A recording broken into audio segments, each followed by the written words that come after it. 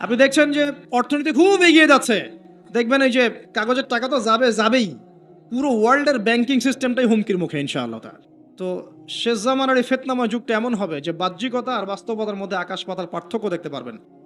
এটাই সেই যুগ যখন নবী সাল্লাল্লাহু আলাইহি ওয়াসাল্লাম বলছেন শেষ জামানায় সত্যবাদী মানুষদেরকে বলা হবে মিথ্যাবাদী, আর মিথ্যাবাদী সবগুলোকে বলা হবে সত্যবাদী।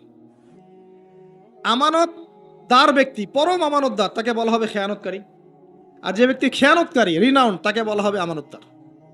সবচেয়ে নিচু স্তরের মানুষকে সবচেয়ে উঁচু আসনে বসানো হবে, এমনও আসছে। কারণে দেখবেন যে ওয়ার্ল্ড অ্যাফেয়ার্স নিয়ে কোনো কথা বললে বলে ভবিষ্যৎবাণী হচ্ছে, অথচ এটা বাস্তব বর্তমান, সেটা খেয়াল নাই। যেটা বাস্তব বর্তমান সেটাকে ভবিষ্যৎ মনে করছে। পুরো ওয়ার্ল্ডের ইকোনমিক সিস্টেম একটা ভয়ঙ্কর হুমকির মুখে আছে। বড় বড় যারা ইকোনমিক্সট এবং যারা মিলিটারি অ্যাফেয়ার্স নিয়ে পড়াশোনা করেন তারা বলছেন যে এই বিষয়গুলো ওয়ার্ল্ডের সামনে দাঁড়িয়ে আছে। আর পড়াশোনা করে কোরআন সুন্নাহর জ্ঞানের সাথে এই যুগোপযোগী জ্ঞানগুলোকে একত্রিত করে যখন আমরা এগুলোর সলিউশন দেওয়ার চেষ্টা করছি, বলছে গণক, বলছে ভবিষ্যৎ বক্তা, বলছে অমুক তমুক। অথচ ইসলাম, আলেম ওলামা এবং যারা দিনের দায়ী মোবাল্লেগ, তাদের কাছ থেকে জনগণ আসলে আশা করে কি? আপনারা কি আমাদের কাছে শুধু এটাই আশা করেন ওয়াজ মাহফিলের এখানে বসবো, সুবহানাল্লাহ বলা শিখাবো, আলহামদুলিল্লাহ পড়লে কত নাকি হয় এটাই শিখাবো, হ্যাঁ মাসলা মাসাইলগুলো শিখাবো, এতটুকুই যথেষ্ট? হাত বাদ দেন কোথায়, রফুলিয়া দেন, করবেন কি করবেন না, আমিন জোরে নাচতে, এগুলো নিয়েই কথা বলবো খালি? আমরা কি খালি এই আধ্যাত্মিকত্বের বিষয়গুলোই, ইবাদত বন্দিকের জীবনের কথাগুলোই বলবো? ইসলামে কি ইকোনমিক কোনো সেকশন নাই? ইসলামে কি পলিটিক্স নাই? ইসলামে কি জিও পলিটিক্স নাই? ইসলামে কি অন্যান্য ফিলোসফিক্যাল থটসগুলো নাই? তাহলে যুগ এবং জিজ্ঞাসার সমাধান আপনারা আমাদের কাছে আশা করেন কি করেন না? যুগ এবং জিজ্ঞাসার যে সমাধান, এটা তো আপনার আলেম ওলামার কাছে আশা করবেন, তাই নয় কি? না কার কাছে আশা করবেন? কে দিবে আপনাকে সমাধান? এখন এই সমাধান দেওয়ার জন্য যোগ্যতা কি লাগবে? আপনাকে খিদির হতে হবে, খিদির আলাইহিস সালামের মতো দূরদর্শিতা সম্পন্ন হতে হবে। কিভাবে হবেন? ওই যে আল্লাহ পাক বলছেন আমি তাকে রহমত বা দয়া দিয়েছি। আগে দয়ালু হতে শেখেন, আগে মনের হিংসা দূর করেন, মনটা পবিত্র করেন। আগে পবিত্র হচ্ছে না, টেনশনের কিছু নাই। আল্লাহওয়ালা কোনো মানুষের কাছে আসেন, এসে পড়ে থাকেন, পবিত্র হয়ে যাবেন ইনশাআল্লাহ। আল্লাহওয়ালা যে মানুষরা আছেন, আল্লাহর মারিফতওয়ালা মানুষরা, তাদের কাছে সোহবতে গিয়ে পড়ে থাকেন 5 দিন 7 দিন 1 মাস 40 দিন, ইনশাআল্লাহ দেখবেন আপনি অনেক কিছুই শিখবেন। সবকিছু বইপত্র পড়ে শেখা যায় না, সবকিছু বইপত্র পড়ে আর এই সার্টিফিকেটস অর্জন করে সব শেখা যায় না। কেন শেখা যায় না? আল্লাহ পাক বলছেন আতাইনাহু রাহমাতাম মিন ইনদিনা ওয়া আল্লামনাহু মিন লাদুন্না ইলমা। এই হচ্ছে পয়েন্ট। আল্লাহ বলছেন আমি খিদিরকে আমার পক্ষ থেকে জ্ঞান শিখিয়েছি। কার পক্ষ থেকে? আমি আবার বলছি ওয়া আল্লামনাহু মিন লাদুন্না ইলমা, আমি খিদির আলাইহিস সালামকে আমার পক্ষ থেকে জ্ঞান শিখিয়েছি। আল্লাহর পক্ষ থেকে তার কাছে জ্ঞান ছিল। খিদির আলাইহিস সালাম কয়টা ডিগ্রি অর্জন করেছেন? কয়টা সার্টিফিকেট? কোন কোন স্কুল কলেজ ইউনিভার্সিটি? তিনি কি হার্ভার্ডে পড়েছিলেন? তিনি কি কেমব্রিজে পড়েছেন? আমাদের প্রাচ্যের অক্সফোর্ডে পড়েছেন? তো এখানে পড়েও খিদির হতে পারছি না কেন? তাহলে সমস্যা কোথায়? তার মানে জ্ঞান শুধুমাত্র প্রোটেস্ট্যান্ট ভার্সনে সার্টিফিকেটস অর্জন করা নয়, আর বইপত্রের খালি লেটার্সগুলোকে মুখস্থ করাই নয়, এগুলোই জ্ঞান নয়। যতক্ষণ পর্যন্ত এগুলোর আমল না আসবে এবং আল্লাহওয়ালা মানুষের সোহবতে না থাকবে, আত্মশুদ্ধি অর্জন না হবে, কলব পরিষ্কার না হবে, ততক্ষণ পর্যন্ত আল্লাহর মারিফত পাবে না। আমি কি কথা বোঝাতে পারছি? একটু উঁচু স্তরে কথা বলছি হয়তো আপনাদের সামনে, কিন্তু কথাগুলো খুব ইম্পর্টেন্ট। আপনারা পরে বুঝবেন, রেকর্ডিং হচ্ছে, পরে বারবার শুনেন। শুধুমাত্র প্রোটেস্ট্যান্ট ভার্সনে এগুলো মুখস্থ করার মধ্যে জ্ঞান সীমাবদ্ধ নয়। এটা আপনি পড়লেন বই, সার্টিফিকেটস অর্জন করলেন, আপনি ডক্টর হতে চান, আমার পাশে একজন ডক্টর বসে আছেন। এখন যদি আমি বলি যে আপনি ডক্টর হতে চান অর্থোপেডিক্সের বইগুলো আপনাকে দিয়ে দিলাম, বাসায় গিয়ে পড়েন, ডক্টর হয়ে যান, হবে? পারবে কি কেউ করতে? তাকে মেডিকেল কলেজে ভর্তি হতে হবে, ক্লাস করতে হবে, তার চেয়ে বড় বড় ডক্টরদের সোহবতে থেকে জ্ঞান শিখতে হবে, প্র্যাকটিক্যাল করতে হবে, কত কাজ। তো এই কাজগুলো আমরা দিনের ক্ষেত্রে করতে চাই না। আমি একটা বিষয়ের দিকে ফোকাস করছি, খিদির না হতে পারলে শেষ জামানায় টেকা যাবে না। কারণ এই জামানা রিয়েলিটি আর বাস্তবতার মধ্যে কোনো মিল নাই। দূরদর্শিতা লাগবে, চিন্তা হবে, চিন্তা হলে নূর লাগবে। ওই যে বললাম, নূর আপনাকে অন্ধকার জাহিলিয়াতে আলোর পথ দেখাবে, অন্ধকার থেকে আলোর পথ দেখাবে ইনশাআল্লাহ। তো প্রথমে লাগবে জ্ঞান, দয়া, একটা কলবুন সালিম, প্রশান্ত হৃদয়, আল্লাহ পাকের মারেফত এবং আল্লাহর নূর। অর্জন হবে কিভাবে? প্রথমে আপনি জ্ঞান অর্জন করে আমল করবেন, এরপর আল্লাহওয়ালা মানুষের কাছে থাকবেন, তাদের সাথে সম্পর্ক রাখবেন, আলেম ওলামা থেকে ডিটাচড হয়ে থাকবেন না, কখনো না। তাদের সোহবতে গিয়ে গিয়ে পড়ে থাকবেন। সপ্তাহে 5 দিন কাজ করছেন, 2 দিন তো ফ্রি আছেন, 2 দিনের মধ্যে 1 দিন সময় দিবেন। পারা যাবে না? বহু ওলামায়ে কেরাম বাংলার আনাচে কানাচে কাজ করছেন, অফলাইনেই, অনলাইনে তাদেরকে পাবেন না আপনি। এমনও আল্লাহওয়ালা মারেফতওয়ালা মানুষ আছে বাংলাদেশের মাটিতে, যাদেরকে আপনি অনলাইনে একটা ছবিও খুঁজে পাবেন না। আছে। আমরা বাধ্য হয়ে প্রকাশ হয়ে গেছি, এখন তো ছবি মূর্তি এটা আমরা তো অ্যাভয়েড করতে পারছি না। আর আমি বারবার নিষেধ করার পরেও এই কাজগুলো আপনারা করছেন, এটাকে আমি আসলে খুব একটা সাপোর্ট করি না, কিন্তু বাধ্য হয়ে যাচ্ছে অনেক সময়। আল্লাহ পাক মাফ করে দেখ, দোয়া করি। চেষ্টা করছি যেগুলো থেকে বের হওয়ার, কিভাবে বের হওয়া যায়। তো শুধুমাত্র নিজে নিজে জ্ঞান অর্জন নয়, আমল দরকার, সোহবত দরকার। আর কি দরকার বললাম? কলবুন সেলিম, প্রশান্ত একটা হৃদয় দরকার, আল্লাহ নূর দরকার, মারিফত। এরপরে দেখবেন আপনি এমন কিছু দেখছেন, শুনছেন, বুঝতে পারছেন যেটা সবাই পারবে না। এখানে দেখেন 3টা ক্ষেত্রেই খিদর আলাইহিস সালাম কি সঠিক না ভুল? সঠিক না ভুল?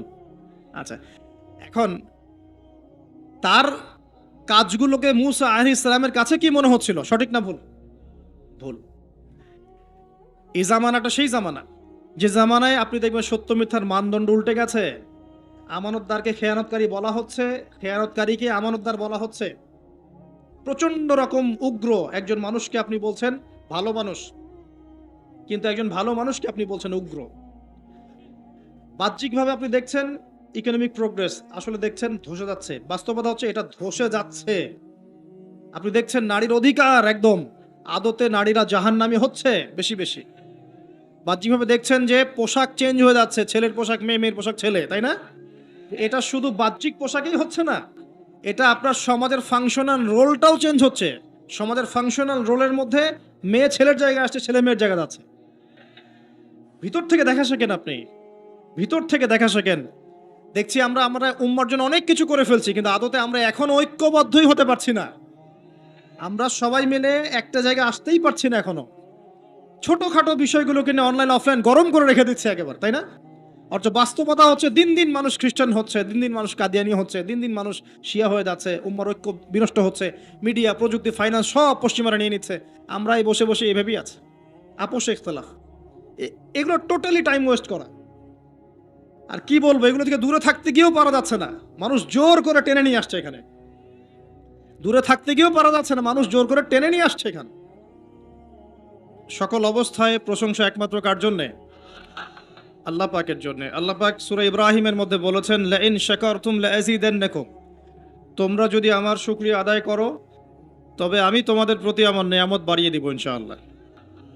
ওয়ালাইন কাফারতুম ইন্না আযাবি লাশাদীদ, আর তোমরা যদি আমার প্রতি অকৃতজ্ঞ হও, শুকরিয়া আদায় না করো, তাহলে জেনে রেখো যে আমার আযাব বড়ই কঠিন। আমরা চিন্তা করি যে আল্লাহ পাক গফুর রহিম, কিন্তু ভুলে যাই যে আল্লাহ রাব্বুল আলামিন শাদীদুল ইকাব বটে। আল্লাহ পাক শুধু পরম করুণাময় অসীম দয়ালুই নন, তিনি কিন্তু একই সাথে কঠোর শাস্তিদাতাও বটে। ইন্না বাতশা রাব্বিকা লাশাদীদ, সূরা বুরুজের মধ্যে আছে না? ইন্না বাতশা রাব্বিকা লাশাদীদ, আল্লাহ পাকের আযাব, শাস্তি, পাকড়াও বড়ই কঠিন।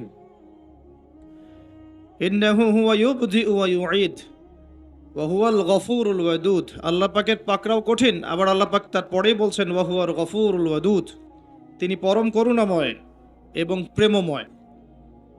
সাউন্ডটা একটু ক্লিয়ার করতে পারেন? তো আমরা যেটা শিখলাম প্রথমেই, যে আল্লাহ রাব্বুল আলামিন আমাদেরকে যে হালেই রাখুক না কেন, আমরা যে অবস্থাতেই থাকি, সর্বাবস্থায় সমস্ত প্রশংসা কার জন্যে? তো আবারও বলেন আলহামদুলিল্লাহ, আলহামদুলিল্লাহ। এরপর আমরা দরুদ পাঠ করেছি। নবী সাল্লাল্লাহু আলাইহি ওয়াসাল্লাম বলেছেন, কেউ যদি তার প্রতি একবার দরুদ পাঠ করে, আল্লাহ রাব্বুল আলামিন তার উপর 10 বার রহমত বর্ষণ করবেন ইনশাআল্লাহ তাআলা। তার আমলনামা থেকে 10টা পাপ মুছে দেওয়া হবে, 10টা নেকি লিখে দেওয়া হবে, এবং তার মর্যাদা আল্লাহ পাক আরো 10 গুণ বৃদ্ধি করে দিবেন ইনশাআল্লাহ তাআলা। যারা টেনশন ফ্রি লাইফ লিড করতে চায়, দুশ্চিন্তা মুক্ত সুস্থ সুন্দর জীবন চায়, তাদের উচিত বেশি বেশি দরুদ শরীফ পড়া। কি পড়া? কারণ কি জানেন? কারণ যখন আল্লাহর কোনো বান্দা মুহাম্মদ সাল্লাল্লাহু আলাইহি ওয়াসাল্লামের উম্মত, মুসলিম মুমিন ব্যক্তি, সে যখন নবী সাল্লাল্লাহু আলাইহি ওয়াসাল্লামের প্রতি দরুদ এবং সালাম পেশ করে, তখন এই দরুদ এবং সালামগুলো সংগ্রহ করার জন্য আল্লাহ রাব্বুল আলামিনের স্পেশাল কিছু ফেরেশতা আছেন। কি আছেন? ফেরেশতা আছেন।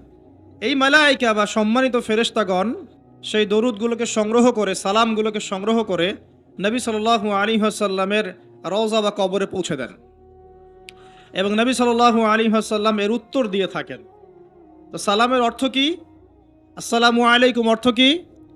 আপনার উপর বা আপনাদের উপরে শান্তি বর্ষিত হোক। যখন আপনি বলছেন ওয়া আলাইকুমুস সালাম, এর অর্থ কি? আপনার উপরেও শান্তি বর্ষিত হোক। তো নবী সাল্লাল্লাহু আলাইহি ওয়াসাল্লাম যখন কোনো ব্যক্তির সালামের জবাবে সালামের উত্তর দিবেন, তখন সেই ব্যক্তির জীবনে শান্তি আসবে না? তার দোয়া পাওয়া গেল না? এজন্য একজন সাহাবীর বাসায় নবী সাল্লাল্লাহু আলাইহি ওয়াসাল্লাম গিয়েছেন, গিয়ে বাহির থেকে ডাকছেন এবং সালাম দিচ্ছেন। তো সেই সাহাবী শুনতে পেরেছেন কিন্তু চুপ করে আছেন। তার ছেলে এসে বলছেন, হে আমার বাবা, আল্লাহর নবী সাল্লাল্লাহু আলাইহি ওয়াসাল্লাম সালাম দিচ্ছেন, আপনি জবাব দিচ্ছেন না কেন? বের হচ্ছেন না কেন? তিনি বলছেন, তিনি 2 বার সালাম দিয়েছেন, আরেকবার সালাম দেওয়ার আগেই আমি বের হব ইনশাআল্লাহ। তবে তার সালাম যত বেশি আসতে থাকবে, আমার ঘরে তত শান্তি বরকত বেশি হবে। তো এটা হচ্ছে পরকালীন ব্যবসা আর কি, পরকালীন বুদ্ধিদীপ্ত সিদ্ধান্ত। নবী সাল্লাল্লাহু আলাইহি ওয়াসাল্লামের ব্যাপারে আমরা কথা বলার আগে আরও কিছু ফেজ পার করে যাব ইনশাআল্লাহ।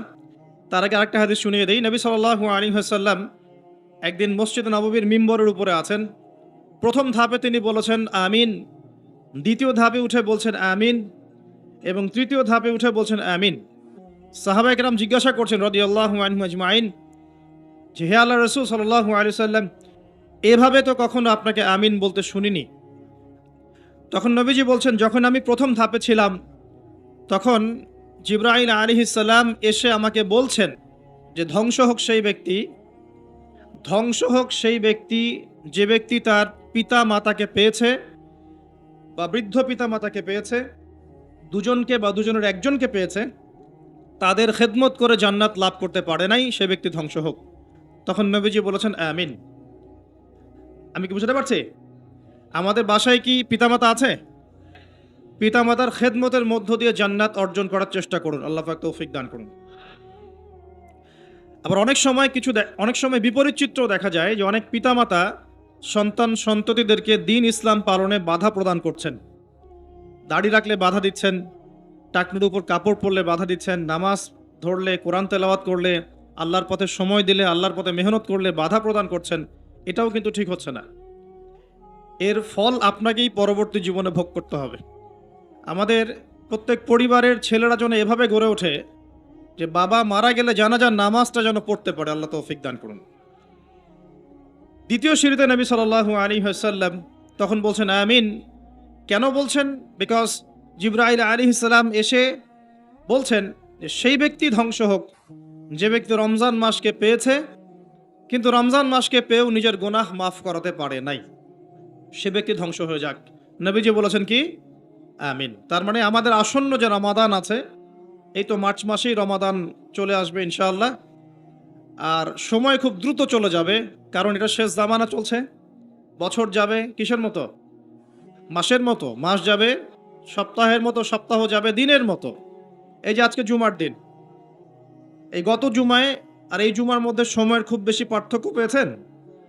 সময় সংকীর্ণ হচ্ছে, অর্থ হচ্ছে সময়ের বরকত উঠে যাচ্ছে। কি উঠে যাচ্ছে? বরকত। এই যে ঢাকায় আমরা দেখি যে মানুষ মেটেরিয়ালিজম জীবনযাপন করে, সবাই মেটেরিয়ালিস্টিক, বস্তুবাদী। তো ছোটাছুটি খালি সকাল থেকে রাত পর্যন্ত শুধু ছোটাছুটি। তাদের মধ্যে অল্প কিছু মানুষ পরকালীন স্বার্থে ছোটে, বেশিরভাগ মানুষই দুনিয়ার স্বার্থে ছোটে আর কি। তো দুনিয়ার স্বার্থে ছোটা মানুষগুলোকে আল্লাহ পাক রাস্তার মাঝখানে ট্রাফিক জ্যামে বসিয়ে রেখে দেন। দুনিয়ার জন্য ছুটছিস, ছুট এখন।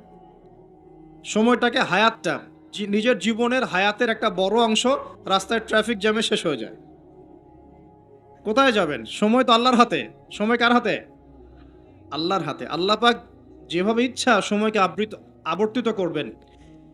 সময়ের বরকত উঠে যাওয়া অর্থ কি? সময়ের বরকত নষ্ট হয়ে যাওয়ার অর্থ হচ্ছে আমরা আমাদের ৫০-৬০ বছর হায়াতে সেই কাজগুলো করতে পারছি না, যেই কাজগুলো সাহাবায়ে কেরাম রাদিয়াল্লাহু আনহুম ৩০-৪০ বছরে করে ফেলেছে। মুয়াজ বিন জাবাল রাদিয়াল্লাহু আনহু নাম শুনেছেন? ৩৯ কি ৪০ বছর, কোন বর্ণনায় ৩৬ বছর তিনি বেঁচে ছিলেন। তিনি ৩৬ বছরে ইসলামের জন্য যা করেছেন, আমরা কি ১০০ বছরে সেটা করতে পেরেছি? সম্ভব? সময়ের বরকত উঠে যাচ্ছে। তো এই যে রমাদান বলছিলাম, খুব তাড়াতাড়ি দেখবেন রমাদান চলে এসেছে। আর রমাদান মাসের সবচাইতে গুরুত্বপূর্ণ বিষয়টা হচ্ছে আল কোরআন নাজিল হওয়া। কি নাজিল হওয়া? শাহরু রমাদান আল্লাযী উনজিলা ফীহিল কোরআন। রমাদান সেই মাস যেই মাসে কি নাজিল হয়েছে? কোরআন। ইন্না আনজালনাহু ফি লাইলাতুল কদর। লাইলাতুল কদরে আমি কোরআন নাজিল করেছি। আর কদরের রাত কোন মাসে? কদরের রাত কোন মাসে? রমাদান মাসে। শেষের দশকের বিজোড় রাতগুলোর মধ্যে যে কোনো একটা রাতে কি হবে? লাইলাতুল কদর হবে ইনশাআল্লাহ। তো এই কদরের রাতে কোরআন নাজিল হয়েছে, মানে হচ্ছে রমাদান মাসে কোরআন নাজিল হয়েছে। তো রমাদান মাসের সবচেয়ে শ্রেষ্ঠ উপহারটা কি? কোরআন। তো রমাদান মাস আসার আগেই কোরআনুল কারীম তেলাওয়াত করা শিখে নেবেন ইনশাআল্লাহ। ওয়াদা করছেন? যারা পারেন আলহামদুলিল্লাহ, যারা পারেন না রমাদান আসার আগেই কোরআন তেলাওয়াত শিখতে হবে। আল্লাহ তৌফিক দান করুন। এবং যারা তো আমরা পড়তে পারি, আমাদের উচিত হবে প্রত্যেকদিন এক পারা করে তেলাওয়াত করা। কতটুকু? বাধ্যতামূলক নয়, কিন্তু প্রত্যেক দিন এক পারা করে তেলাওয়াত করলে আপনি এক মাসে এক খতম দিতে পারবেন ইনশাআল্লাহ। এতে করে প্রত্যেক মাসে কোরআনের সাথে আপনার একটা ঘনিষ্ঠ সম্পর্ক থাকবে। প্রত্যেক দিন নির্ধারিত সময়ে কোরআনের সাথে আপনার ঘনিষ্ঠ একটা সম্পর্ক থাকবে ইনশাআল্লাহ। আর কোরআনের সাথে যার ঘনিষ্ঠ সম্পর্ক থাকবে ইনশাআল্লাহ, তার কলবের মধ্যে আল্লাহর পক্ষ থেকে নূর বা আলো আসবে। কি আসবে? আচ্ছা, এটা আবার কি সেটা পরে বোঝাচ্ছি। এতটুকু বলে দেই, নূর বা আলো সেই জিনিস যা থাকলে আপনি আল্লাহর মাআরিফত পাবেন। কি পাবেন? আল্লাহর পরিচয়, আল্লাহর মাআরিফত পাবেন, আধ্যাত্মিকত্ব অর্জিত হবে ইনশাআল্লাহ তাআলা। এবং আপনি জাহেলিয়াতের অন্ধকারে এমন কিছু দেখবেন যেটা সবাই দেখতে পারবে না, এমন কিছু শুনবেন যা সবাই শুনবে না, এমন কিছু উপলব্ধি করবেন যেটা সবাই করবে না। প্রশ্ন হচ্ছে এটাও কি সম্ভব যে সবাই কিছু দেখবে না, শুনবে না, উপলব্ধি করবে না, কিন্তু আপনি পারবেন? উত্তর জানতে হলে আমাদেরকে আজকের নির্ধারিত টপিকে যেতে হবে। সেই টপিকটা স্টার্ট করছি আমি এখান থেকে। নবী মূসা আলাইহিস সালাম এবং খিদির আলাইহিস সালামের একটা জ্ঞানতাত্ত্বিক, এটাকে আমরা কি বলবো, এনকাউন্টার। মানে এনকাউন্টার মানে কি? হ্যাঁ, আচ্ছা, জ্ঞানতাত্ত্বিক এনকাউন্টার কেন বললাম? নবী মূসা আলাইহিস সালাম একদিন এমনই একটা জনসমাবেশে বা খুতবায় বক্তব্য দিচ্ছিলেন। একজন দাঁড়িয়ে বললেন, হে মূসা আলাইহিস সালাম, আপনি খুব চমৎকার বক্তব্য দিয়েছেন, আপনি খুব চমৎকার বক্তব্য দিয়েছেন। একটু মনোযোগ দেন আমার দিকে। নবী মূসা আলাইহিস সালামকে তিনি প্রশ্ন করছেন যে আপনার চাইতেও কি কোনো জ্ঞানী মানুষ পৃথিবীতে আছে? নবী মূসা আলাইহিস সালাম বলছেন যে আমার জানা মতে নাই, কারণ আমার কাছেই আল্লাহর ওহী আসছে, আর আল্লাহর ওহী যার কাছে আসবে সেই নিঃসন্দেহে জ্ঞানী মানুষ, তাই নয় কি? আল্লাহর ওহীর চাইতে কি জ্ঞানের কোনো বিকল্প উচ্চতর কোনো উৎস আছে নাকি? কোরআন এবং সুন্নাহ এর বাইরে কি জ্ঞানের এর চেয়েও বড় কোনো উৎস আছে নাকি? আছে? কোরআন এবং সুন্নাহ মিলে ইসলাম, আর ইসলাম একটা কমপ্লিট কোড অফ লাইফ, পরিপূর্ণতা আছে এখানে। এটাকে হক বলা হয়, সত্য বলা হয়। আর আল্লাহ পাক সূরা কাহফের ২৯ নম্বর আয়াতে বলেছেন, ওয়াকুলিল হাক্কু মির রাব্বিকুম, হক বা সত্য সেটাই যেটা তোমার রবের পক্ষ থেকে কি হয়? নাজিল হয়। তাহলে হক বা সত্য কোনটা? আমার সাথে কথা বলেন। সত্য মিথ্যা, ন্যায় অন্যায়, হক বাতিলের চূড়ান্ত মানদণ্ড কোনটা? মানুষের জ্ঞান না আল্লাহর ওহী? কথা কি বুঝতে পারছেন? একটু মনোযোগ দিতে হবে, কারণ আমি গতানুগতিক তো আপনাকে সুর করে কিছু বলতে পারবো না, এটা আমার দ্বারা হয় না, পারি না। আর একটু মনোযোগ রাখতে হবে এই কারণে যে একটা ফেজ মিস করে ফেললে আপনি পরে লিঙ্ক আপ করতে পারবেন না। তো হক মানে সত্য মিথ্যা ন্যায় অন্যায়, এর চূড়ান্ত মানদণ্ডটা কি? মানুষের মস্তিষ্ক প্রসূত কোনো দর্শন, সায়েন্স, আপনার মানুষের মানব রচিত কোনো বিধান, নাকি মানুষের মন গড়া কোনো ফিলসফি ইত্যাদি, মানে যুক্তি, বিজ্ঞান, দর্শন, ফিলোসফিক্যাল থটস, এগুলোর উপরে সত্য মিথ্যার চূড়ান্ত মানদণ্ডটা কি? উত্তরটা কি? সূরা কাহফের কত নম্বর আয়াতে আছে? 29 নম্বর আয়াত। আল্লাহ পাক বলছেন ওয়াকুলিল হাক্কু মির রাব্বিকুম, হক, সত্য, ন্যায় অন্যায়ের চূড়ান্ত মানদণ্ড তোমার রবের পক্ষ থেকে কি হয়? নাজিল হয়। তো তাওরাত নাজিল হয়েছিল না রবের পক্ষ থেকে? তাহলে তাওরাত ছিল ওই সময়ের হক, ছিল না হক? আচ্ছা, জাবুর কার পক্ষ থেকে নাজিল হয়েছে? আল্লাহর পক্ষ থেকে। তা জাবুর ছিল ওই সময়কার হক। জাবুর কার উপর নাজিল হয়েছিল? কার উপর? দাউদ আলাইহিস সালাম। তাওরাত কার উপরে? তাওরাত নবী মুসা আলাইহিস সালাম, যার ব্যাপারে কথা বলা শুরু করেছি। তো মুসা আলাইহিস সালাম বলছেন আমার কাছে তো আল্লাহর পক্ষ থেকে ওহী আসে, তার মানে তিনিই সবচেয়ে জ্ঞানী মানুষ হবেন, স্বাভাবিক, তাই নয় কি? আচ্ছা, ইনজিল কার উপর নাজিল হয়েছে? নবী ঈসা আলাইহিস সালাম। মারা গেছেন না বেঁচে আছেন? আচ্ছা, আবারও আসবেন পৃথিবীতে? এক শ্রেণীর মানুষ বিশ্বাস করে তিনি মারা গেছেন, আর এক শ্রেণীর মানুষ বিশ্বাস করে তিনি আল্লাহর সন্তান ছিলেন, নাউজুবিল্লাহ, এবং তাদের সংখ্যাও কিন্তু প্রায় 500-700 কোটি। ঠিক আছে? এই যে আমরা বলি যে বেশিরভাগ মানুষ যা বলবে সেটাই সত্য, তাই না? মেজরিটি শুড বি গ্রান্টেড, আমরা একটা কথা বলি না? তো এই যে বেশিরভাগ মানুষ বলছে ঈসা আলাইহিস সালাম আল্লাহর সন্তান, নাউজুবিল্লাহ, এখন আপনি কি বিশ্বাস করবেন? ব্যাস, আর কোনো যুক্তির দরকার আছে? এই তো প্রমাণ হয়ে গেল যে বেশিরভাগ মানুষ যা বলবে তা সবসময় সত্য হয় না। কখন সত্য হয়? যখন সেটা কোরআন এবং সুন্নাহর আল্লাহর বিধানের আলোকে হবে, তখন ইনশাআল্লাহ তাআলা সত্য হবে। যদি বেশিরভাগ মানুষ বলেন আপনারা যে সুদ হারাম, সত্য না মিথ্যা? বেশিরভাগ মানুষ যদি বলেন মদ হারাম, সত্য না মিথ্যা? বেশিরভাগ মানুষ যদি বলেন আপনারা যে পর্দাটা ভালো, আল্লাহর বিধান, ফরজিয়াত, সত্য হবে না মিথ্যা হবে? এখন যদি বেশিরভাগ মানুষ বলে মদ হালাল, জেনা হালাল, ফ্রি মিক্সিং হালাল, গার্লফ্রেন্ড বয়ফ্রেন্ড এই প্রেম করাটা হালাল, তারপরে যে পর্নোগ্রাফি হালাল, আপনার এই যে রিবা বা সুদ হালাল, সুদ তো এখন হালালই নয়, বরং সুদ তো এখন ফরজ ওয়াজিব হয়ে গেছে আমাদের উপর, নাকি? এটা ছাড়া মানুষ চলতে পারে নাকি? এই পুরো সুদভিত্তিক একটা দেশ না, সুদভিত্তিক বিশ্ব কায়েম করেছে একটা একটা মানে কি বলবো, একটা গোত্র, একটা সভ্যতা, সুদভিত্তিক একটা বিশ্ব কায়েম করে ফেলেছে। এখন বিশ্বের কোনো কান্ট্রি সুদমুক্ত হতে পারবে না। বিশ্বের কোনো কান্ট্রি 100% এখন সুদমুক্ত হতে পারবেই না। শ্রীলঙ্কা দেউলিয়া হয়ে গেল কেন? কেন? One of the most important কারণ হচ্ছে রিবা। আমরা তো বলছি এখানে করাপশন ইত্যাদি, ওই মেগা প্রজেক্ট হাবিজাবি, এগুলো পরে। এর চেয়ে বড় কারণ হচ্ছে রিবা বা সুদ। এটা মানুষের রক্ত এবং শ্রম আর যে অর্থ সম্পদকে চুষে নিয়ে ফেলবে একেবারে। এ কারণে দেখবেন বিশ্বের একটা অংশ রিবার মধ্য দিয়ে অনেক ধনী হয়েছে, আর বাকি অংশগুলো কিন্তু আস্তে আস্তে পভার্টি এবং ডেস্টিটিউশনের মধ্যে গিয়েছে। রক্ত চুষে খাওয়া, এটা হলো গরিবের রক্ত সাক করা, চুষে খাওয়া। এ কারণেই হয়তোবা নবী সাল্লাল্লাহু আলাইহি ওয়াসাল্লাম যখন মেরাজের রাতে গিয়েছেন আল্লাহ পাকের সাথে সাক্ষাৎ করতে, তখন তাকে অনেক আযাব দেখানো হয়েছে না? এই আযাবগুলোর মধ্যে একটা আযাব তিনি দেখেছেন, কিছু মানুষকে রক্তের নদীতে ফেলে মাথা ফাটিয়ে দেয়া হচ্ছে। কিসের নদী? রক্তের নদী, মাথা ফাটিয়ে দেয়া হচ্ছে। মাথা যখন বিক্ষিপ্ত হয়ে যায়, পাথর দূরে চলে যায়, আবার পাথর ফেরেশতা নিয়ে আসতে গিয়ে মাথা আবার জোড়া লেগে যায়।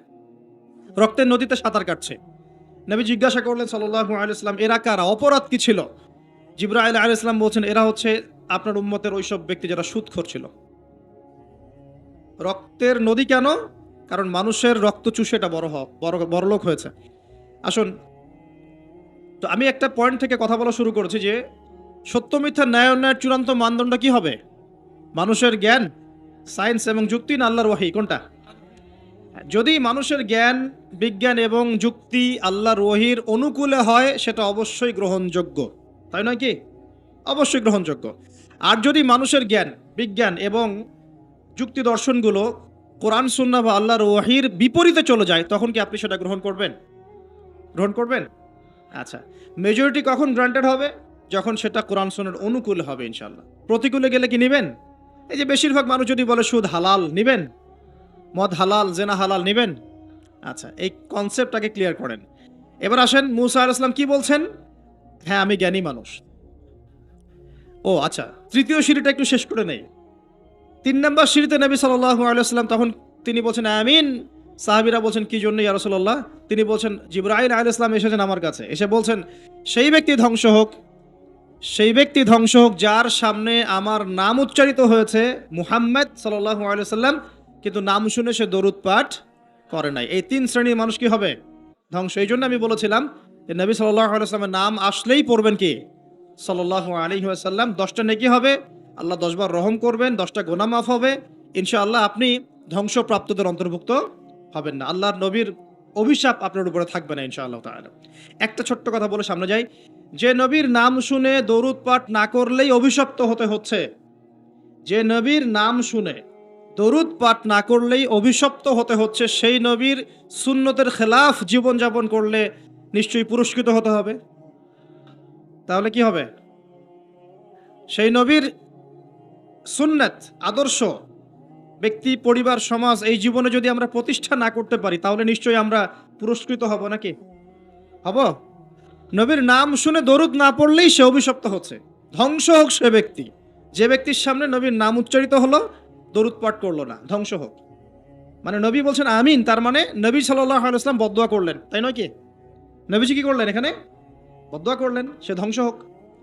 যেমন নবীজি ওই যে রিবা সাথে সম্পৃক্ত ব্যক্তিরা আল্লাহ এবং তার রাসূলের সাথে যুদ্ধ করে না? কোরআনে আছে, রিবা যদি তুমি না ছাড়ো, এর উপর অটল থাকো, তাহলে সে যেন আল্লাহ এবং তার রাসূলের সাথে যুদ্ধের ঘোষণা করলো। এটাকে অভিশাপ নয় কি? তো নবীর অভিশাপ নিয়ে চললে সারা জীবনে কি কল্যাণ এবং কামিয়াবি আসবে? নবীর নাম শুনে দরুদ না পড়লেই যদি এই শাস্তি হয়, তাহলে নিঃসন্দেহে সারা জীবন নবীর আদর্শের খেলাফ চললে কখনো শান্তি পাওয়া যাবে না। সিম্পল কথা, কি বুঝতে কঠিন মনে হচ্ছে? আচ্ছা, এবার এখানে চলে আসেন। মূসা আলাইহিস সালাম বলছেন হ্যাঁ আমি জ্ঞানী মানুষ। আল্লাহ পাক ধরলেন না, তুমি সবচেয়ে বেশি জ্ঞানী মানুষ নও। মূসা আলাইহিস সালামের উপরে কি নাযিল হয়েছিল? তাওরাত। আল্লাহ পাক তার সাথে কথা বলেন নাই? বলেছিলেন? তুর পাহাড়ে তিনি আগুন দেখেছিলেন, আল্লাহ পাক কথা বলেছিলেন না? কালিমুল্লাহ বলা হয়। মূসা আলাইহিস সালামকে বিশাল একটা গোত্রের দায়িত্ব দেওয়া হয়েছিল, বনু ইসরাইল।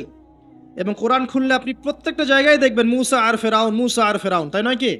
এত বড় একজন জলিল এবং কাদের নবী, আল্লাহ পাক তাকে বলছেন না তুমি সবচেয়ে জ্ঞানী মানুষ নও। তিনি প্রশ্ন করছেন তাহলে কে সেই জ্ঞানী মানুষ? তিনি অস্থির হয়ে যাচ্ছেন। আল্লাহ আমি তার সাথে দেখা করতে চাই, I want to meet him, আমি তার সাথে দেখা করতে চাই। সে কোথায়? প্রয়োজনে তার সাথে দেখা করতে যদি আমাকে যুগ যুগ ধরে চলতে হয়, রাস্তায় হাঁটতে হয়, তাও হাঁটবো। কথা বুঝতে পারছেন?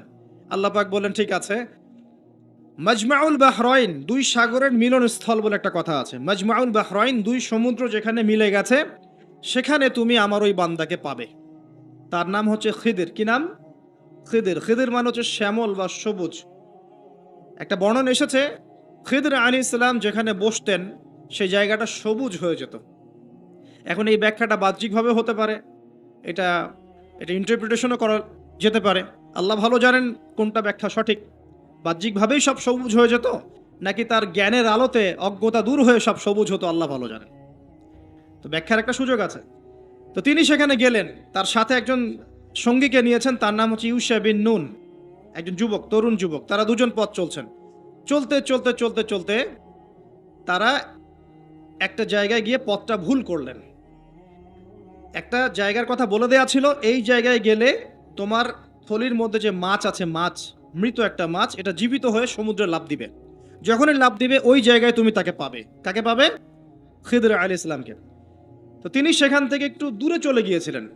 এই যে পথ তিনি ভুল করলেন কিছু দূর, এটা সূরা কাহফের মধ্যে আছে শেষের দিকে। আমি প্রত্যেকটা লাইন বাই লাইন পড়লে এখানে 12টা বাজবে আর কি, 12টা বাজবে। তো তিনি পথ ভুল করলেন। যেই পথ ভুল করলেন তিনি ক্লান্ত হয়ে গেলেন, ক্লান্ত হয়ে বসে পড়লেন এবং সেই সাথীকে বলছেন খাবার কিছু আছে, নাস্তা কিছু আছে, নিয়ে আসো। এখান থেকে আমি একটা দলিল দিই আপনাকে ছোট্ট করে। সবার মাথায় সবকিছু আসবে না, আর আমি যে ব্যাখ্যাটা দিচ্ছি এটা সঠিক হলে আল্লাহর পক্ষ থেকে, ভুল হলে আমার পক্ষ থেকে। যদি মনে হয় আপনার কাছে এটা সঠিক তাহলে আপনি গ্রহণ করবেন, যদি আপনার কাছে মনে হয় যে না ভুল, তখন ছেড়ে দিয়েন, কোনো সমস্যা নেই। আমি আমার মত গ্রহণ করতে কাউকে কখনোই এনফোর্স করি না। তো যখন তিনি ক্লান্ত হয়ে পড়েছেন তখন তিনি পথ ভুল করেছিলেন। আমি ফিল করছি জিনিসটা এভাবে যে জীবনে চলার পথে আমাদের গন্তব্য যদি ঠিক না থাকে তাহলে আমরা খুব সহজেই ক্লান্ত হয়ে পড়বো। আর আমার কথা কি বুঝতে পারছেন? জীবনে চলার পথে আমাদের গন্তব্য যদি ঠিক না হয় আমরা খুব সহজেই ক্লান্ত হয়ে পড়ব। আমাদের গন্তব্য কি? এই গন্তব্য যদি ঠিক না থাকে, যাদের গন্তব্য দুনিয়া, যাদের গন্তব্য বাড়ি গাড়ি, স্ট্যাটাস, প্রতিপত্তি, পলিটিক্যাল পাওয়ার, যাদের গন্তব্য হচ্ছে জাস্ট দুনিয়া আর দুনিয়া, দুনিয়ার মোহ, তারা খুব সহজেই ক্লান্ত হয়ে পড়বেন। কিন্তু আল্লাহর পথে যারা পথযাত্রী, যাদের গন্তব্য জান্নাত, তারা কখনো ক্লান্ত হয় না। কখনো ক্লান্ত হয়? দেখবেন শেষ বয়সে বৃদ্ধ হয়ে গেছে আলেম, বৃদ্ধ হয়ে গেছেন মুহাদ্দিস, মুফাসসির, এখনো দেখবেন যে সিংহের মতো বক্তব্য দিচ্ছে, দেখেন না? তো এই বিষয়টা আমি ফিল করেছি আর কি। সামনে যাই। তো তিনি তাকে পেলেন, যখন যখন রাস্তা ভুল করেছেন তখন তার স্মরণ হচ্ছে, আরে মাছ তো নাই, মাছ কোথায় গেল? তখন ইউশা বিন নুন বলছেন, মাছ তো আগেই লাফ দিয়ে নদীতে সমুদ্রে চলে গেছে। তখন তিনি বলছেন, ওইটাই তো সেই জায়গা ছিল যেখানে তাকে পাওয়া যাবে, চলো। আবার তিনি ব্যাক করে সঠিক জায়গায় আসলেন। এবার তার গায়ে অনেক শক্তি। সঠিক জায়গায় এসে দেখলেন, হ্যাঁ, একটা পাথরের উপরে, সাখরা বলে, পাথর খণ্ড, এর উপরে খিদর আলাইহিস সালাম বসে আছেন। কে বসে আছেন? খিদর আলাইহিস সালাম। এবং তিনি তাকে সালাম দিলেন, আসসালামু আলাইকুম ওয়া রাহমাতুল্লাহ। তো খিদর আলাইহিস সালাম বলছেন, ওয়ালাইকুম আসসালাম ওয়া রাহমাতুল্লাহ। এই জনমানব শূন্য জায়গায় সালাম কোত্থেকে আসলো? তখন মূসা আলাইহিস সালাম বলছেন যে, আমি মূসা। আমি কে? মূসা। খিদর আলাইহিস সালাম বলছেন, তুমি কি বনু ইসরাঈলের মূসা? তুমি কি বনু ইসরাঈলের মূসা? তার মানে খিদর আলাইহিস সালাম বনু ইসরাঈলের কেউ নন। কথা কি বোঝা যায়? যদি তিনি বনু ইসরাঈলের কেউ হতেন তাহলে বলতেন না, তুমি কি বনু ইসরাঈলের মূসা? তার মানে তিনি বনু ইসরাঈলের বাইরের কেউ, ওই গোত্রের, ওই সম্প্রদায়ের নন তিনি। তো এখন তিনি বলছেন, আমি একটু পড়ে শোনাই। ক্বালা লাহু মূসা, মূসা আলাইহিস সালাম তাকে বলছেন, হাল আত্তাবিউকা আলা আন তুআল্লিমানি মিম্মা উল্লিমতা রুশদা। মূসা আলাইহিস সালাম তাকে বলছেন, হে খিদর আলাইহিস সালাম, আমি কি আপনার অনুসরণ করতে পারি এই শর্তে যে আল্লাহ আপনাকে যা শিক্ষা দিয়েছেন সেখান থেকে আমাকে কিছু শেখাবেন? স্টুডেন্টের মতো আসলেন। এবার খিদর আলাইহিস সালাম কি বলছেন? ইন্নাকা লা তাস্তাতিআ মাইয়া সাবরা। আমি তো শেখাতে চাই, কিন্তু তুমি তো আমার সাথে সবর করতে পারবে না। কি পারবে না? তুমি আমার সাথে ধৈর্য ধরতে পারবে না। একজন টিচার কি কখনো এমন কথা বলে স্টুডেন্টকে? কোন পর্যায়ের জ্ঞান, হিকমা, প্রজ্ঞা, আধ্যাত্মিকত্ব থাকলে একজন মানুষ আগে থেকেই বলতে পারে যে তুমি তো আমার সাথে সবর করতে পারবে না? এই গল্পের শেষে আপনি দেখবেন সত্যি সত্যি মূসা আলাইহিস সালাম সবর করতে পারেন নাই। আচ্ছা, মূসা আলাইহিস সালাম বলছেন যে, তিনি বলছেন, ওয়া কাইফা তাসবিরু মা লাম তুহিত বিহি খুবরা, তুমি কেমন করে সবর করবে যে তোমাকে তো এই বিষয়ে কোনো খবরই দেয়া হবে না? ক্বালা সাতাজিদুনি ইনশাআল্লাহু সাবিরান ওয়া লা আ'সি লাকা আমরা। মূসা আলাইহিস সালাম বলছেন, ইনশাআল্লাহ আপনি আমাকে ধৈর্যশীল পাবেন এবং আমি আপনার কাজে কোনো রকমের ভ্যাটো দিব না, বাধা দিব না।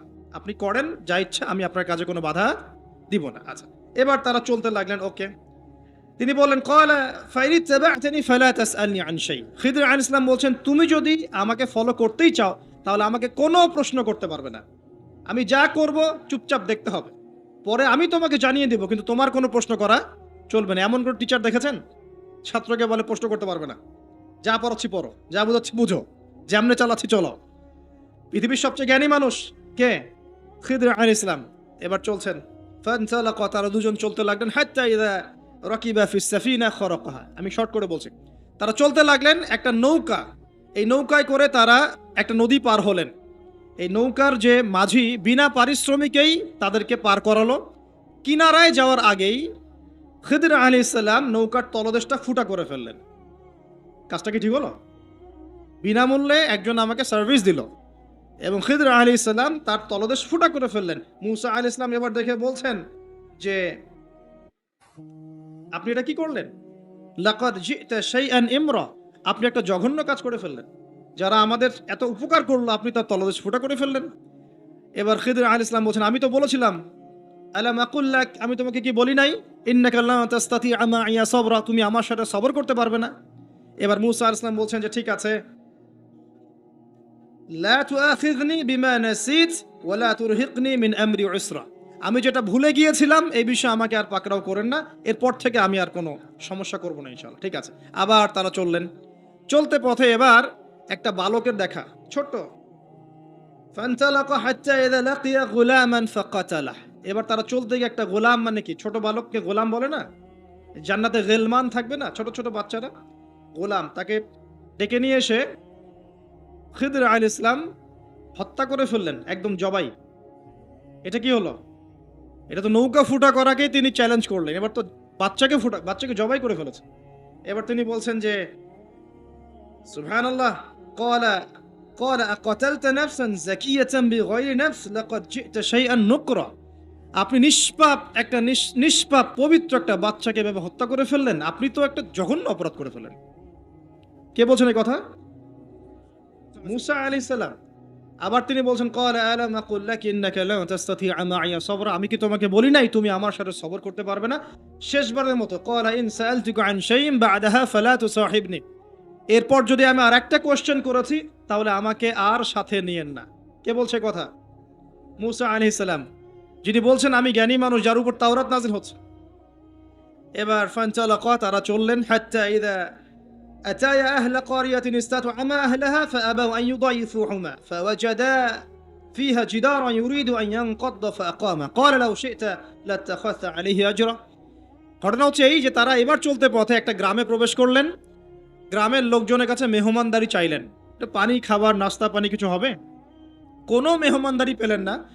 অনেকটা আমাদের দ্য সিটি অফ আখিরুজ্জামানের মতো আর কি, আমাদের হচ্ছে পশ্চিমা সভ্যতার যে বস্তুবাদী জীবন ব্যবস্থা, প্রতিবেশীকে খোঁজ নেওয়ার সময় নাই, ভিক্ষুক আসলে মাফ করো। আচ্ছা না, এখন কি মানুষের উপকার করতে খুব বেশি পছন্দ করে? সত্যি কথা বলেন দেখি, বেশিরভাগ মানুষই কি এখন মানুষের উপকার করতে পছন্দ করে? বরং বাসায় মেহমান আসলে মানুষ বিরক্ত হয়। বাসায় মেহমান আসলে কি হয়? মানুষ বিরক্ত হয়। মুখে না বললেও মনে মনে বিরক্ত হচ্ছে, কবে যাবে। বাসায় গেলে জিজ্ঞাসা করে খেয়ে আসছেন না, গিয়ে খাবেন, জিজ্ঞেস করে না? তো মানুষ কিন্তু এখন বস্তুবাদী। এই যে গ্রামটা ছিল এমনই হয়তোবা, সেই গ্রামের মানুষ খাবার দিচ্ছে না, সিম্পল একটা একটা সৌজন্যবোধ যে খাবার পানিতে আপ্যায়ন করছে না। কিন্তু খিদর আলাইহিস সালাম দেখলেন ওই গ্রামের কোনো একটা বাসার একটা দেয়াল পড়ে গেছে, ধসে গেছে। এই দেয়ালটাকে তিনি নিজের হাতে পুরো নির্মাণ করে শক্ত একটা জায়গায় নিয়ে গেলেন। এটা দেখে মুসা আলাইহিস সালাম বলছেন, আপনি চাইলে কিছু আজর বা প্রতিদান নিতে পারতেন, কিছু পারিশ্রমিক নিতে পারতেন। মেহমানদারি করলো না, কিছু পারিশ্রমিক নিলে আমরা কিছু কিনে খেতে পারতাম। তো এবার খিদর আলাইহিস সালাম বলছেন, হাদা ফিরাকু বাইনি ওয়া বাইনাক। এই হলো তোমার আর আমার মাঝের ফিরাক, মানে বিচ্ছেদ। এরপরে তোমার সাথে আমার আর পথ চলা হলো না। আমাদের নবী মুহাম্মদ সাল্লাল্লাহু আলাইহি ওয়াসাল্লাম বলেছিলেন হাদিসের মধ্যে, যদি সেদিন মুসা আলাইহিস সালাম এভাবে কাউন্টার প্রশ্নগুলো না করতেন, অনেক জ্ঞান হয়তো শেখা যেত, কিন্তু এটা হলো না। প্রথমে যে বলেছেন খিদর আলাইহিস সালাম, ইন্নাকা লান তাসতাতিআ মা'ইয়া সাবরা, তুমি আমার সাথে সবর করতে পারবে না, এটা কি ফলেছে না ফলে নাই? ফলেছে না ফলে নাই? আচ্ছা, এবার চলেন সামনে। তিনি বিচ্ছেদের আগে বলছেন, ঠিক আছে, যাওয়ার আগে আমি তোমাকে জানিয়ে দিব কি কারণে আমি এই কাজগুলো করেছি। এক নাম্বার, আমি যে নৌকাটা ফুটা করেছিলাম, আমি শর্ট করে বলছি, ওই নৌকা যদি ফুটা না করতাম তাহলে এই সমুদ্রের পিছনে একটা জলদস্যুদের দল ছিল, এরা ভালো ভালো নৌকাগুলোকে হাইজ্যাক করে, সিজ করে নেয়। এই নৌকা ফুটা আছে, এই নৌকা তারা নিবে না। বাহ্যিক চোখে মনে হচ্ছে যে আমি ওই ব্যক্তিদের ক্ষতি করেছি, কিন্তু আসলে আমি ওই ব্যক্তিদের কিন্তু উপকার করেছি প্রকৃত অর্থে। তুমি সেটা বুঝতে পারো নাই, কারণ তুমি বাইরের চোখ দিয়ে দেখেছো, আর আমি আল্লাহ পাকের মারেফত দিয়ে দেখেছি। কথা কি বুঝতে পারছেন? দ্বিতীয় যে বাচ্চাটাকে আমি খুন করেছি, বা খুন না, এটা খুন বলা ঠিক হবে না, হত্যা করেছি, সেই বাচ্চাটাকে আমি নিজের ইচ্ছায় হত্যা করি নাই, আল্লাহ পাকের আদেশে করেছি। কারণ এই বাচ্চা যদি বড় হতো তাহলে এই বিশ্বের বড় কাফেরদের একজন হতো। যদি ফেরাউনকে ছোটবেলায় কেউ হত্যা করতো তাহলে কি ফেরাউন বড় হতো? আচ্ছা, যাই হোক, যদিও এটা তাকদীর বা কদার, এটা আমি আল্লাহর আদেশে করেছি। আমি নিজের মন গড়া কোনো দর্শনে কাজটা করি নাই, আল্লাহর হুকুমে করেছি। তৃতীয় যে দেয়ালটা আমি নির্মাণ করেছিলাম, ওই বাড়িতে থাকে দুইজন এতিম বালক, যাদের পিতা এবং মাতা খুবই সৎ ছিল। কি ছিল? সৎ ছিল। এখানে একটা ছোট্ট কথা বলে দেই, আমি যদি পিতা মাতা হিসেবে সৎ হই, নেককার, মুত্তাকি, পরহেজগার হই, আমাদের বংশধরদের ভালো মন্দ দেখার দায়িত্ব আল্লাহ পাকের। এই যে খিদর আলাইহিস সালাম বহু বছর পর সেখানে এসেছেন, পিতামাতা অনেক আগেই মারা গেছেন, ওই খিদর আলাইহিস সালামের হাতে এতিম বালকের খেদমত আল্লাহ পাক করে দিলেন। বুঝতে পারছেন কথা? তো এতিম দুই বালকের এই দেয়াল ছিল, এই দেয়ালের নিচে ওই দুই এতিম বালকের পৈতৃক রেখে যাওয়া কিছু সম্পত্তি আছে মাটির নিচে। যদি দেয়াল নির্মাণ না করতাম, মানুষ ওই সম্পদ নিয়ে চলে যেত। এখন দেয়াল দিয়ে আমি এটাকে শক্ত করে দিয়েছি, এরা যখন বড় হবে তখন সেই সম্পদ পাবে। তো বাহ্যিকভাবে তোমার কাছে মনে হয়েছে আমি বিনা পারিশ্রমিকে অহেতুক একটা কাজ করছি, কিন্তু সত্যিকার অর্থে আল্লাহর হুকুমে আমি সেটা দেখেছি যা তুমি দেখতে পারো নাই, আমি সেটা বুঝেছি যা তুমি বুঝতে পারো নাই। এরপরে তাদের বিচ্ছেদ হয়ে যায়। আমি আপনাকে একটু দেখাই যে এখানে দেখুন, তিনটা ক্ষেত্রেই মূসা আলাইহিস সালাম বাহ্যিকতাকে প্রাধান্য দিয়েছেন, কিন্তু খিদর আলাইহিস সালাম ইন্টারনাল আইজ বা আমরা যেটাকে বলি ইন্টারনাল অবজারভেশন, এটাকে প্রাধান্য দিয়েছেন। আপনি আর আমি যদি খিদর আলাইহিস সালামের মতো মুত্তাকি, পরহেজগার, জ্ঞানী, নিরহংকারী এবং বিনয়ী হতে পারি, কোরআন এবং সুন্নাহর মানদণ্ড চর্চা করে ইখলাস ঠিক রেখে, নিয়াত ঠিক রেখে শুধুমাত্র আল্লাহ পাকের সন্তুষ্টির জন্যে আল্লাহর পথে দাওয়াতের কাজ, মেহনতের কাজ, দিনের প্রচার প্রসারের কাজ করতে পারি, ইনশাআল্লাহ তাআলা আপনার যদি হৃদয়টা কলবুন সালিম হয়, কলবের মধ্যে নূর থাকে, আল্লাহর মারিফত থাকে, ইনশাআল্লাহ আপনি এমন কিছু দেখবেন যা সবাই দেখবে না, আপনি এমন কিছু শুনবেন সবাই শুনবে না, আপনি এমন কিছু উপলব্ধি করবেন যা সবাই করতে পারছে না। এখানে তিনটা ক্ষেত্রেই খিদর আলাইহিস সালাম এমন কিছু দেখেছেন, বুঝেছেন যা মূসা আলাইহিস সালাম পারেন নাই। পৃথিবীর সবচেয়ে জ্ঞানী মানুষের এক্সাম্পল আপনাকে দিচ্ছে এখন। এই তিনটা ঘটনা আপনি কি বুঝলেন? বাহ্যিকতা আর রিয়েলিটি, মানে যেটা দেখা যাচ্ছে বাহ্যিক চোখ দিয়ে, আর রিয়েলিটি বাস্তবতা এক জিনিস না। এই তিনটা ক্ষেত্রেই বাহ্যিক চোখে যা দেখা যাচ্ছে রিয়েলিটি বাস্তবতা সেটা নয়। কথা ঠিক আছে? কথা কি বুঝতে পারছেন? বাহ্যিক চোখ দিয়ে যা দেখা যাচ্ছে রিয়েলিটি বাস্তবতা সেটা নয়। ইকোনমিক প্রোগ্রেস প্রোগ্রেস প্রোগ্রেস, ভিতরে সুদ দিয়ে মানুষকে ধসিয়ে দেওয়া হবে, হচ্ছে না এখন? দেখবেন হাইলি কনস্ট্রাক্টেড বিল্ডিংস, উঁচু উঁচু বিল্ডিংস এর একদম প্রতিযোগিতা, কি প্রোগ্রেস, কিন্তু এখানে দেখবেন করাপশন, দুর্নীতি, মানুষের আত্মসাৎ, সম্পদ আত্মসাৎ, এবং নগ্ন পদে রাখাল শ্রেণীর মানুষরা উঁচু উঁচু বিল্ডিং নির্মাণ করছে সুদ দিয়ে এবং দুর্নীতির মাধ্যমে। এটাও কিয়ামতের একটা আলামত। এখানে আপনি দেখবেন নারীরা এগিয়ে যাচ্ছে, মাশাআল্লাহ, একদম ছুটছে দুরন্ত বেগে উন্নতি, অগ্রগতি, প্রোগ্রেসের দিকে। বাস্তবিক অর্থ হচ্ছে ওরা ছুটছে জাহান্নামের দিকে। দেখবেন ফেমিনিস্ট রেভলিউশন দিয়ে একদম মেয়েদের অধিকার আদায় করে একদম মুখের ফেনা তুলে ফেলেছে। বাস্তবতা হচ্ছে একটা মেয়ের রাস্তাঘাটে ধর্ষণ হচ্ছে, ইজ্জতের কোনো গ্যারান্টি নাই। এবং এই কারণেই এই বর্তমান বিশ্বের বাস্তবতা আর বাহ্যিকতার মধ্যে আদতে কোনো মিল নাই। যা দেখছেন মিথ্যা, যা দেখছেন সব সত্য নয়, বেশিরভাগই মিথ্যা। দেখছেন নারীর অধিকার, আন্দোলন, প্রোগ্রেস, আসলে নারীর সম্মানের কোনো এখানে কোনো গ্যারান্টি নাই। নারীকে পণ্য বানিয়ে ফেলা হচ্ছে, পণ্য। তার দেহের প্রদর্শনী দিয়ে কোটি কোটি টাকার ডলারের ব্যবসা করা হচ্ছে। আপনি দেখছেন যে অর্থনীতি খুব এগিয়ে যাচ্ছে, দেখবেন এই যে কাগজের টাকা তো যাবেই, পুরো ওয়ার্ল্ডের ব্যাংকিং সিস্টেমটাই হুমকির মুখে। ইনশাআল্লাহ তার বলবে, ভবিষ্যৎবাণী করছে গণক বক্তা, তুমি তো খিদির নাও, তুমি সেটা দেখবা কেমন করে? তুমি তো খিদির নাও, তুমি সেটা শুনবা কিভাবে? তোমার সেই শোনা বোঝার এখনো দক্ষতা, মারিফত অর্জিত হয় নাই। এই কারণেই তুমি মুআজ বিন জাবাল রাদিয়াল্লাহু আনহুর মাকবারার সামনে দাঁড়ালেও কোনো ঘ্রাণ পাবা না, হামজা রাদিয়াল্লাহু আনহুর মাকবারার সামনে দাঁড়ালেও কোনো ঘ্রাণ পাবা না, পাবা না তুমি, বিকজ তোমার ভিতরটা ইন্টারনালি করাপ্টেড।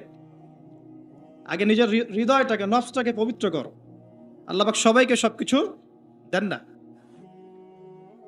ওই প্রশ্নে পরে যাই, এখানে শেষ করি। এই জায়গায় রিয়েলিটি আপনি দেখেন, মনে হচ্ছে সারা ওয়ার্ল্ড খুব সুন্দর এগিয়ে যাচ্ছে, পারমাণবিক বোমা তৈরি হচ্ছে, হ্যাঁ, মানে আমাদের অস্ত্রশস্ত্র বাড়ছে, অথচ একটা নিউক্লিয়ার যুদ্ধ সারা ওয়ার্ল্ডকে ধ্বংস করে ফেলে দেবে। বাহ্যিকভাবে মনে হচ্ছে খুব এগিয়ে যাচ্ছে, কিন্তু ডেঞ্জারাস একটা জায়গায় ওয়ার্ল্ড দাঁড়িয়ে আছে।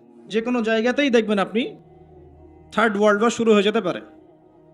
মানুষের অধিকারের নামে মানুষের অধিকার হরণ করা হচ্ছে, অধিকার প্রতিষ্ঠার নামে অধিকার হরণ করা হচ্ছে, নারী অধিকার প্রতিষ্ঠার নামে ওদেরকে পণ্য বানানো হয়েছে, ইকোনমিক প্রোগ্রেসের নামে সুদ খাওয়ানো হয়েছে। আপনার উম্মার স্বার্থে কাজ করব, এইসব স্লোগান দিয়ে মুসলিম উম্মার মধ্যে বিভক্তি সৃষ্টি করে ফেলা হয়েছে। করা হয় নাই? হয়েছে। ন্যায় বিচার প্রতিষ্ঠার নামে সারা বিশ্বে ডেমোক্রেসি প্রতিষ্ঠা করতে চায়, ন্যায় বিচার, মানবাধিকার প্রতিষ্ঠার নামে সারা বিশ্বে লক্ষ লক্ষ মানুষকে হত্যা করা হয়েছে। হয় নাই? সব মানবাধিকার প্রতিষ্ঠার নামে লক্ষ লক্ষ মুসলিমকে হত্যা করা হয়েছে। যা দেখছেন বাইরে, রিয়েলিটি এক জিনিস নয়। প্রতিটা ক্ষেত্রে দেখছেন পরিবার খুব সুখের জায়গা, পরিবার এখন ভাঙছে। দেখছেন খুব ভালোবাসা বাইরে, এগুলো জেনা হচ্ছে, জেনা। বাইরে খুব ভালোবাসা সম্পর্ক, এটা জেনা। দেখছেন আপনি যে গ্লোবাল অ্যাফেয়ার্সে মুসলিমদের কিছু আইওয়াস শোডাউন দেখছেন, আদতে দেখবেন বড় বড় যে জিনিসগুলো সেক্টরগুলো সবগুলো ওরা কন্ট্রোল করছে, আমরা নিয়ন্ত্রিত হচ্ছে। আপনার কাছে মনে হচ্ছে আপনি টেকনোলজি ইউজ করে খুব এগিয়ে যাচ্ছেন, বেশিরভাগ টেকনোলজি ওরা কন্ট্রোল করছে। আপনার প্রাইভেট লাইফে কি করেন সেটাও তারা জানে। তো আমি একটা বিষয়ে ফোকাস করতে চাচ্ছি, মুসা এবং খিদর আলাইহিস ইসলামের এই যে জ্ঞানের এনকাউন্টার, এখান থেকে আপনাকে একটা শিক্ষা নিতে হবে, সেটা হলো ফিতনাময় যুগে, ফিতনাময় বিশ্বে বাহিরে যা দেখা যায় আর বাস্তবতার মধ্যে আকাশ পাতাল পার্থক্য থাকতে পারে। এই বিষয়টা প্রত্যেকটা সেক্টর ঘেটে ঘেটে আপনি খেয়াল করেন, আপনি বুঝতে পারবেন।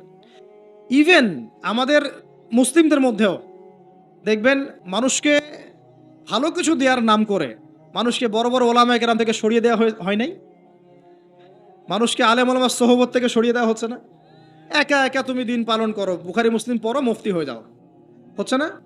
এগুলো হচ্ছে, মানে বাহ্যিকতা যা দেখছেন রিয়েলিটির মধ্যে অনেক পার্থক্য, অনেক সমস্যা। কিছু মানুষ বলছে লা ইলাহা ইল্লাল্লাহ বললেই জান্নাতে চলে যাওয়া যাবে, আমলের কোনো দরকার নাই। কিছু মানুষ বলছে তাকদির বলতে কিছুই নাই। আবার কিছু মানুষ বের হয়েছে বলছে যে কোরআন মানলেই হবে, হাদিস মানার দরকার নাই।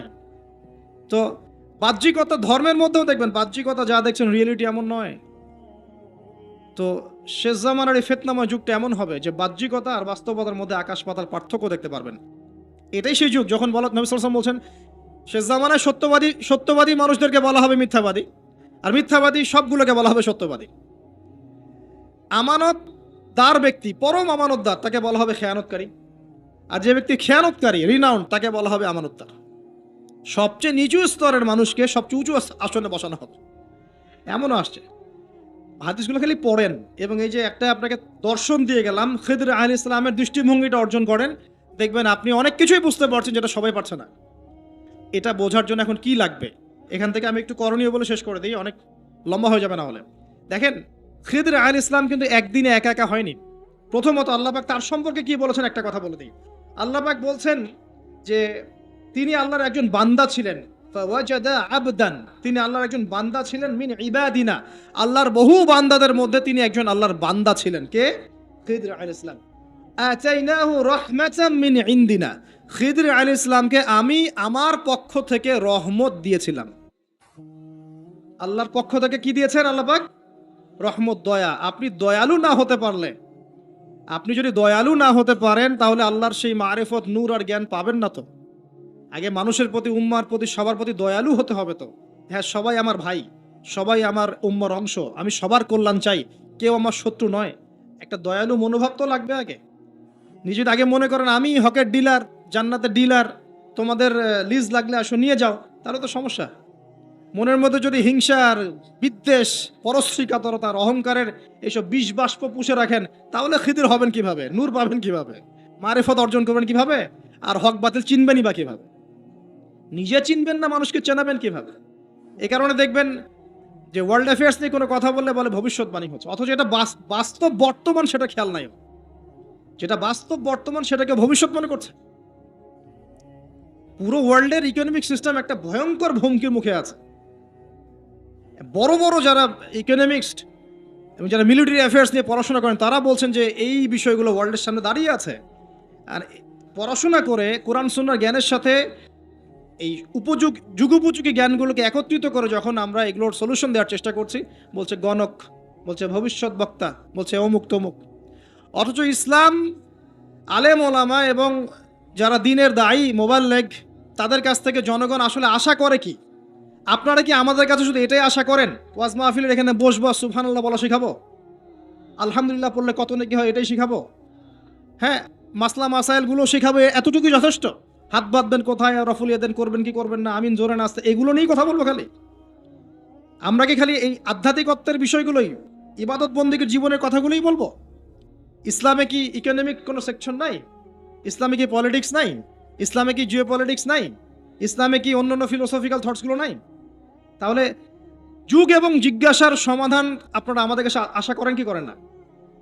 যুগ এবং জিজ্ঞাসার যে সমাধান, এটা তো আপনার আলেম ওলামার কাছে আশা করবেন, তাই নয় কি? না কার কাছে আশা করবেন? কে দিবে আপনাকে সমাধান? এখন এই সমাধান দেওয়ার জন্য যোগ্যতা কি লাগবে? আপনাকে খিদির হতে হবে, খিদর আলাইহিস সালামের মতো দূরদর্শিতা সম্পন্ন হতে হবে। কিভাবে হবেন? ওই যে আল্লাহ পাক বলছেন আমি তাকে রহমত বা দয়া দিয়েছি। আগে দয়ালু হতে শেখেন, আগে মনের হিংসা দূর করেন, মনটা পবিত্র করেন আগে, পবিত্র হচ্ছে না, টেনশনের কিছু নাই। আল্লাহওয়ালা কোনো মানুষের কাছে আসেন, এসে পড়ে থাকেন, পবিত্র হয়ে যাবেন ইনশাআল্লাহ। আল্লাহওয়ালা যে মানুষরা আছেন, আল্লাহর মারিফতওয়ালা মানুষরা, তাদের কাছে সোহবতে গিয়ে পড়ে থাকেন 5 দিন 7 দিন 1 মাস 40 দিন, ইনশাআল্লাহ দেখবেন আপনি অনেক কিছুই শিখবেন। সবকিছু বইপত্র পড়ে শেখা যায় না, সবকিছু বইপত্র পড়ে আর এই সার্টিফিকেটস অর্জন করে সব শেখা যায় না। কেন শেখা যায় না? আল্লাহ পাক বলছেন আতাইনাহু রাহমাতাম মিন ইনদিনা ওয়া আল্লামনাহু মিন লাদুন্না ইলমা। এই হচ্ছে পয়েন্ট। আল্লাহ বলছেন আমি খিদিরকে আমার পক্ষ থেকে জ্ঞান শিখিয়েছি। কার পক্ষ থেকে? আমি আবার বলছি ওয়া আল্লামনাহু মিন লাদুন্না ইলমা, আমি খিদির আলাইহিস সালামকে আমার পক্ষ থেকে জ্ঞান শিখিয়েছি। আল্লাহর পক্ষ থেকে তার কাছে জ্ঞান ছিল। খিদির আলাইহিস সালাম কয়টা ডিগ্রি অর্জন করেছেন? কয়টা সার্টিফিকেট? কোন কোন স্কুল কলেজ ইউনিভার্সিটি? তিনি কি হার্ভার্ডে পড়েছিলেন? তিনি কি কেমব্রিজে পড়েছেন? আমাদের প্রাচ্যের অক্সফোর্ডে পড়েছেন? তো এখানে পড়েও খিদির হতে পারছি না কেন তাহলে? সমস্যা কোথায়? তার মানে জ্ঞান শুধুমাত্র প্রোটেস্ট্যান্ট ভার্সনে সার্টিফিকেটস অর্জন করা নয়, আর বইপত্রের খালি লেটার্সগুলোকে মুখস্থ করাই নয়, এগুলোই জ্ঞান নয়।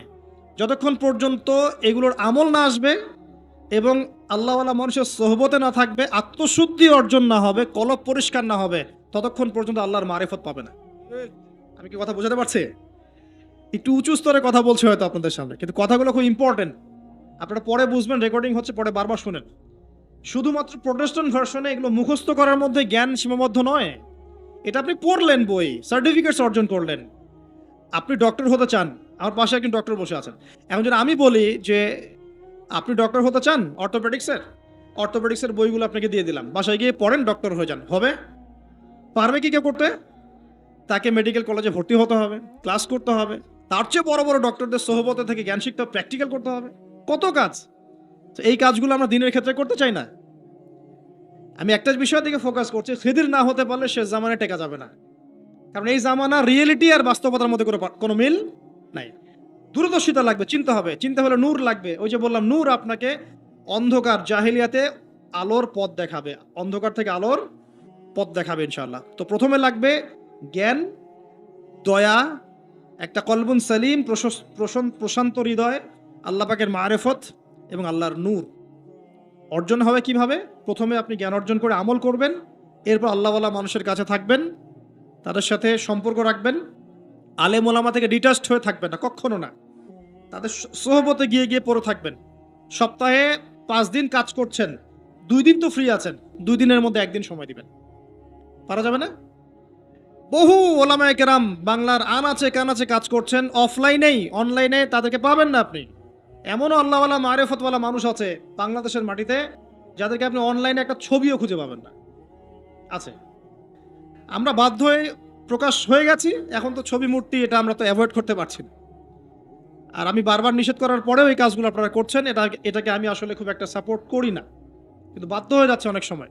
আল্লাহ পাক মাফ করে দেখ, দোয়া করি। চেষ্টা করছি যে এগুলো থেকে বের হওয়ার, কিভাবে বের হওয়া যায়। তো